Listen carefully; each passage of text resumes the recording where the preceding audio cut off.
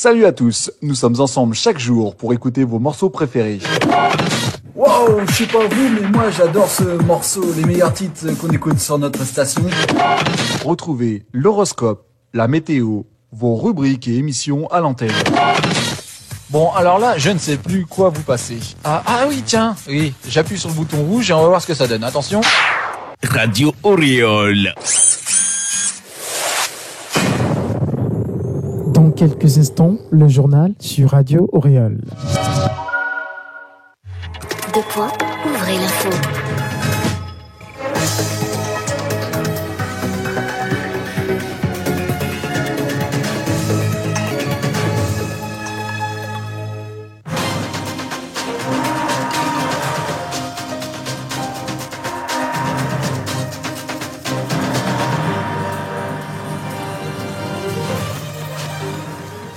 Mesdames, Messieurs, bonjour, bonsoir. Nous sommes heureux de vous retrouver à cette nouvelle édition du journal sur la radio Auréole et sur notre radio partenaire KFM de Pelé. Voici pour les titres. Le chef de l'État togolais prend part depuis quelques jours aux États-Unis aux travaux de la 79e session de l'Assemblée générale de l'ONU. Dans ce journal, nous vous ferons écouter un extrait de son allocution à la tribune de la dite institution. La chef du gouvernement togolais, Victoire Toméga Dogbe, s'est entretenue ce mardi 24 septembre avec le représentant de l'Organisation des Nations Unies pour le développement et l'industrie ONUDI. Vous suivrez les détails dans cette édition. Toujours au Togo, Lomé accueille la 3e session extraordinaire du Parlement de la CEDEAO cette semaine. Les détails dans un instant. À l'international, l'actualité au Bénin est occupée par l'arrestation de l'homme d'affaires Olivier Boko, connu influent dans le pays et proche du président Talon. Le sujet sera évoqué dans ce journal. Voici l'essentiel des titres. Mesdames, Messieurs, bienvenue et place au développement.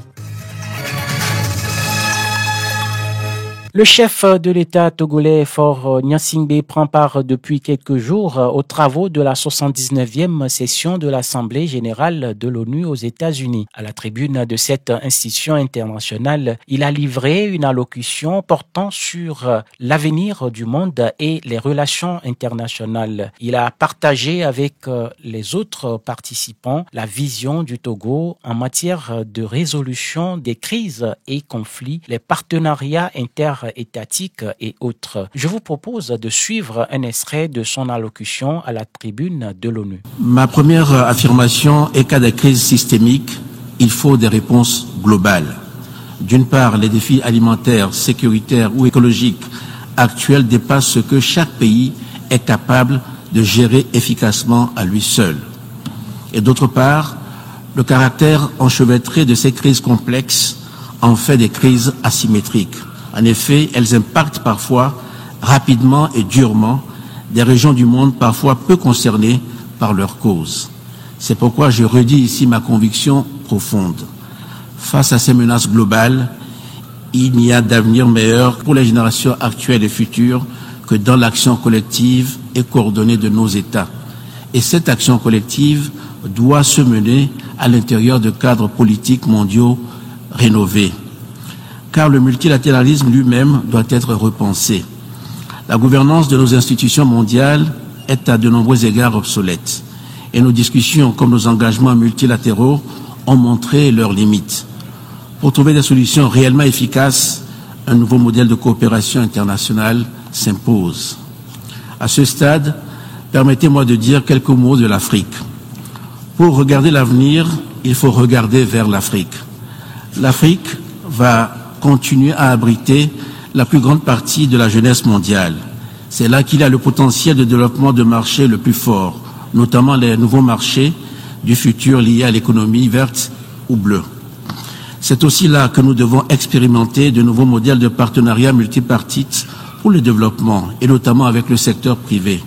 Ils sont décisifs pour que nos actions aujourd'hui ait un impact positif et durable. Radio Oriole. La chef du gouvernement togolais, Victoire Toméga Dogbe, s'est entretenue ce mardi 24 septembre 2024 à la Prémature avec le représentant de l'Organisation des Nations Unies pour le développement et l'industrie, ONUDI. Au cœur des échanges entre la première ministre et Tidiane Baye, comment accompagner les pouvoirs publics dans le processus de l'industrialisation du Togo. Tidiane Baye pour plus de détails. Il s'agit pour nous de pouvoir accompagner le Togo à mettre en place une feuille de route pour matérialiser la vision du chef de l'État en matière donc d'industrialisation.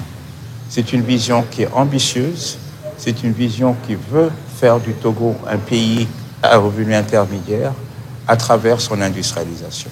Et notre organisation s'est dit tout à fait disponible à pouvoir mettre à la disposition du gouvernement du Togo, du secteur privé, du secteur industriel du Togo, ses outils, sa méthodologie pour pouvoir renforcer ses capacités en matière donc de mise en œuvre donc des politiques industrielles. D'ores et déjà, nous avons pris bonne note des orientations qui nous ont été données par Madame le Premier ministre, qui sont des orientations très claires, très ambitieuses, voir comment le développement industriel peut accompagner la création d'emplois, notamment l'emploi des jeunes, l'emploi des femmes, l'emploi ici des personnes vulnérables dans les zones rurales. Donc, nous allons axer nos priorités sur ces éléments-là, mais nous allons aussi axer nos priorités sur la transformation des ressources naturelles, la transformation des ressources extractives, mais également tout ça dans le cadre d'une politique de développement durable avec une énergie propre, une énergie accessible et avec aussi une utilisation rationnelle des ressources pour développer également l'économie circulaire. Lomé accueille cette semaine la 3e session extraordinaire du Parlement de la CEDEAO. Les travaux en cours actuellement sont couplés du 2e séminaire des députés de la 6e législature de cette institution. Plusieurs sujets sont inscrits au programme de cette rencontre de 10 jours dont l'ouverture a été présidée par le président de l'Assemblée nationale togolaise, Kodjo Adedje. Je vous propose de l'écouter. Aujourd'hui, notre espace communautaire continue de faire face à des défis persistants. Ces défis ne doivent pas nous diviser, mais nous unir dans une quête commune de solutions adaptées et durables. Car la première clé, c'est la sécurité, le fondement de toute communauté politique. Je souhaite à cet égard que la présidence togolaise du Parlement de la CEDEAO puisse aussi nous amener à poursuivre la promotion du vivre ensemble, adossée à une stabilité de paix et de sécurité au plus vite et au mieux pour faire vivre et donner de rêver nos peuples. Dans cette logique, l'efficacité de la diplomatie de paix et de stabilité, prônée par le président de la République togolaise, tant au plan national que sous-régional, doit servir d'exemple pour nos actions futures. Il est impérieux que nous continuions d'œuvrer avec détermination pour parachever la vision des pères fondateurs de la CEDEAO, celle d'une communauté de peuples unis par la paix, la concorde, la solidarité et la prospérité. Il me soit permis de réaffirmer l'engagement sans faille du Togo, mon pays, à soutenir toute initiative tendant à renforcer notre cohésion régionale et à promouvoir le bien-être de nos populations, celle-là même qui fonde notre existence en tant que pouvoir public. Le Parlement de la CEDEAO est actuellement présidé par la Togolaise Ibrahima Maïmounatou. Cette 3e session extraordinaire de l'année 2024 réunit différentes personnalités pour une cause comme conjuguer les efforts pour une sous-région forte face aux nombreux défis dont elle fait face. Ibrahima Maïmounatou, présidente du Parlement de la CEDEAO, que je vous invite à suivre. Je voudrais saisir cette heureuse occasion pour exprimer ma gratitude et mes hommages appuyés à son Excellence M. Faure Sozum-Nanyasingbe, président de la République togolaise, pour son constant soutien au Parlement communautaire, sa politique audacieuse et sa diplomatie de paix dans la sous-région et en Afrique. Je salue sa vision d'une politique de promotion des compétences féminines qui illustre son leadership exceptionnel.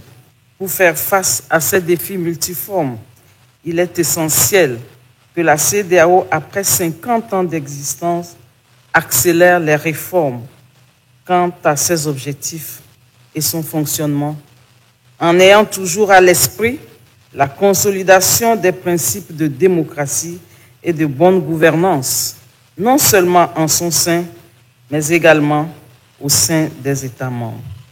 C'est pour cette raison que nous encourageons et soutenons l'initiative du sommet spécial annoncé par le président de la Commission, Son Excellence M. Omar Ali Touré. L'adoption de notre budget pour la période 2025-2027 nous offre l'occasion de redéfinir nos actions prioritaires en assurant une allocation plus rationalisée de nos ressources.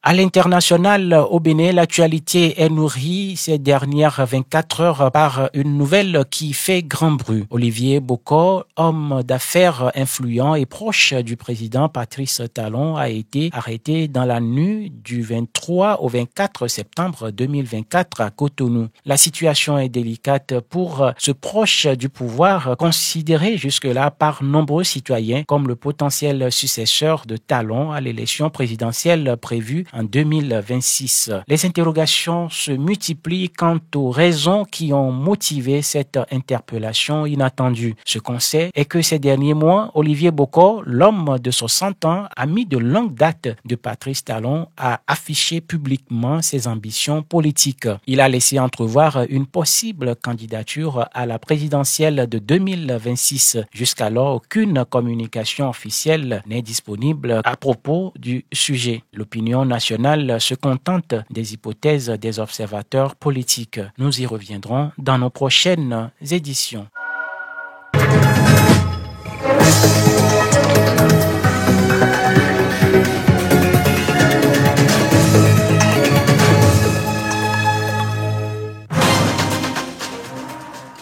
Fin de ce journal. Merci mesdames, messieurs de l'avoir suivi. Merci à toute l'équipe qui nous a aidé à le préparer. À la technique, c'est Afetom. À la présentation, Jacques Lémou. Bonne suite de nos programmes sur la radio Oriol. À très vite.